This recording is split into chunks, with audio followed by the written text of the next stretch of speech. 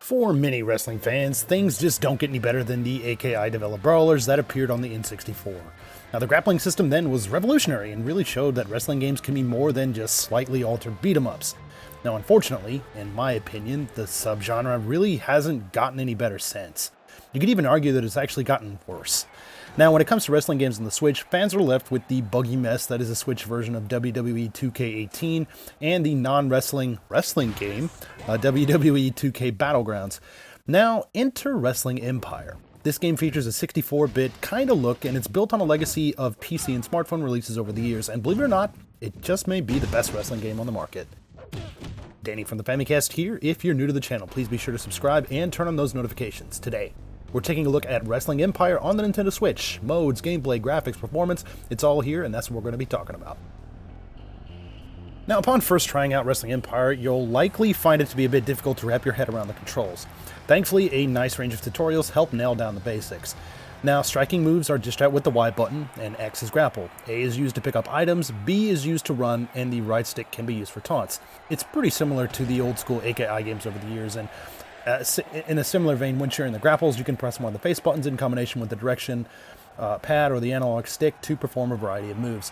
Now, this works with your opponent either standing or laying on the ground. So for strikes, also holding the Y button will cause your character to perform kind of like a wind-up to hit harder than a simple tap. And also pressing and or holding B and Y at the same time will deliver like a more powerful attack, sometimes like a bigger punch or like a drop kick or something like that. Special moves here also make appearances, and again, similar to the AKI developed titles, once a gauge is filled up, you'll be able to perform your move by getting into a grapple and then pressing the right joystick. Now, reversals are a huge part in real wrestling, and they also play a part in Wrestling Empire. Now, while I haven't quite figured out how to do these on a consistent basis, it seems like timing plays a big part in this. Now, from reversing standard attacks to submission moves to even catching and slamming folks launching at you from high places, there's really a lot of cool things that can be done here. Now, like I mentioned before, it might take a little bit of time to get used to the controls. You might even think just kind of off the bat that they're a bit clunky or that the physics in the game are a bit wonky. Well, I think that's the case to an extent. I have just been having a lot of fun with this game, especially after I nailed down the controls. Now, while the modes are minimal in the current version of the game that I'm playing, there's actually a lot of variety that can be done when it comes to match types. You know, of course, standard things are here, such as singles, tag matches, elimination-style battle royals, stuff like that. But other match types like First Blood, hardcore matches, cage matches, a sumo-style match, and more are all here too. Now, you also have the ability to add a ton of wrestlers in the ring at the same time. I think it's like up to 30 or something. And 20 or 30 or something. And you can change a variety of other elements too, like add specific weapons, even freaking dynamite, modify the venue itself, like the ring, the location, the mat color, rope color, all sorts of stuff. There's really a lot to toy around with here, and things can get absolutely crazy in the squared circle, especially when you have a crap load of guys in the ring. Now, career mode is where it's at with Wrestling Empire. Here you take control of one of the wrestlers on the roster and work your way through a variety of story beats. Now, of course, wrestling in matches or beating up folks in the backstage area are the main things that you'll be doing here. However, you'll also have some control over your career. Now, throughout this mode, you'll interact not only with the wrestlers in dialogue, but also with the heads of the variety of wrestling promotions in the game. You'll also get suggestions to like change your name, your movesets, look, and even negotiate contracts and stuff like that. Now, the contracts themselves also go pretty in-depth for more in-depth than what I was expecting here. You have the ability to, adjust to try to get a bonus, your overall salary, the length of your contract, and also these other stipulations. Like you could try to make it so that you're, trying to push for a title, and I don't know. There's just a bunch of other stuff there, and it's really cool. Now, as a fan of narrative and sports titles, and a huge fan of the AKI N64 games, this is the kind of thing that I've always wanted in a wrestling game. Now, it's not perfect here, and sometimes it is a little bit silly, but it's way more fun than it has any right to be. Now, if you're like me, you're going to love this mode. Now, the roster here is full of tons and tons of characters with a promise from the developer that more will be on the way. Now, when starting out, many of these characters will remain hidden. However, the more you play through career mode, more brawlers will become available.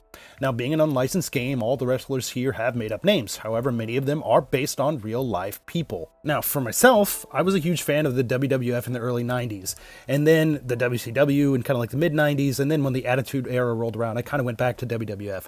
Now, pretty much all the big names from those eras and more are here with their likenesses and sometimes alternative funny names intact.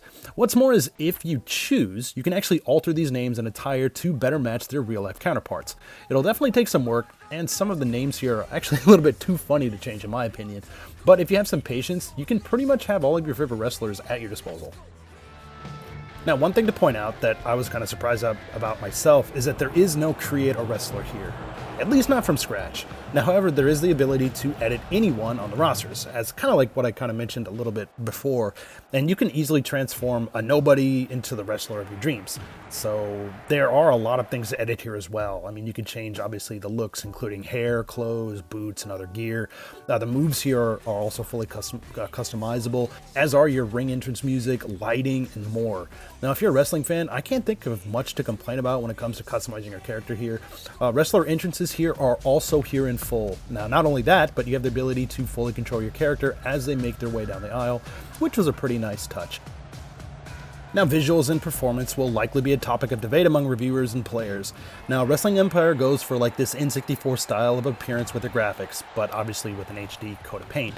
You're not going to be blown away by the visuals here. However, some of the little touches, such as the character's facial expressions, sweat and blood splattering onto the apron, welts and cuts appearing on the characters, stuff like this are all really nice touches. Now, to top that off, the game actually runs super smoothly, even when you have tons of characters on the screen at the same time, with all sorts of crazy stuff going on. Now, in terms of negatives, I did find a few minor annoyances with the game, and it has really nothing to do with the gameplay, but rather a couple of match types that I've been a bit annoyed with. Now, cage matches can be a bit of a slog, and honestly, I love the N64 AKI games, like I said, but the cage matches that were introduced in WrestleMania 2000 and then kind of continued on in No Mercy, I did not like those, because I think it was just kind of annoying to have to be mashing buttons to get over the cage and stuff like that. So here, it's kind of similar in a way. So basically, after wearing down your opponent, you're probably going to find that your character is a bit worn down here too. Now, while trying to get out of the cage, more often than not, your character will likely be too tired to climb and just come crashing down off of the cage. Now, this happened to me during the career mode. I also had 2 guests interfere during the match, which made escape even more difficult. I played the match for about 30 minutes before just hitting quit. It counted as a loss, but it was kind of worth it. I don't know. Maybe a little bit of work, or maybe even a little bit more explanation about what I need to do. It might just be a case of me needing to get better at the game, but there it is. Now, the same could be said about First Blood matches here too. So here, wrestlers that are basically bleeding a whole hell of a lot are going to lose. The match is going to get called. So again, during career mode, I was beating the hell out of my opponent for, it was literally like something like 40 minutes with blood splattering all over the apron and mats outside, all that stuff. Still, it wasn't good enough to win the match. So I literally just exited the arena, which is something fun you can do. You can just run down the aisle and leave, and then call it a day, taking the loss. I later found out that I think I could have actually won by a pinfall, but even with that said, I think things like this can be tweaked a little bit in a patch. For the career mode, the game usually does a pretty good job at introducing new match types to you that you've never done before, but if you accidentally skip over the text or just forget some of the nuances of the match type, you're out of luck. So having some kind of a brief explanation in the menu, kind of similar to what happens, like what you can see in the exhibition matches, like an explanation of the rules, I think that'd be helpful if you're an idiot like me. Now, the only other real beef I have with the game is actually with the default camera. While typically it's fine, it sometimes can take weird angles and make it difficult to see what you're doing. I mean, thankfully, you can press pause and make adjustments here where necessary. And like I said, this doesn't happen all the time, but this is something that you'll be sure to notice, especially the more you play the game. Wrestling Empire looks a little bit rough from the outside looking in, but if you give it some time, the gameplay will become like second nature to you. Now, the elaborate story mode with tons of decisions to make and foes to topple shines as basically the best part of the game here. You'll be making decisions to further your career in ways that most other wrestling games on the market don't even attempt to do. Now, if you're looking for a wrestling game that will provide tons and tons of hours in content, customization, ongoing updates for the foreseeable future and stuff like that, Wrestling Empire is exactly where it's at. I could probably spend a whole nother like 20 minutes talking about all sorts of other features here that I think are cool, but I hope you guys actually get the point. The game takes a little bit of getting used to, but I think if you put the time in, you'll find that it's well worth it. As always, thanks for checking out this video. If you like what you see, please feel free to drop this video a like. If you're new to the channel, please be sure to subscribe. We've got tons of podcasts, video reviews, special videos, and a whole lot more. Again, this is Danny from the Famicast. Thanks for watching, and we'll catch you later.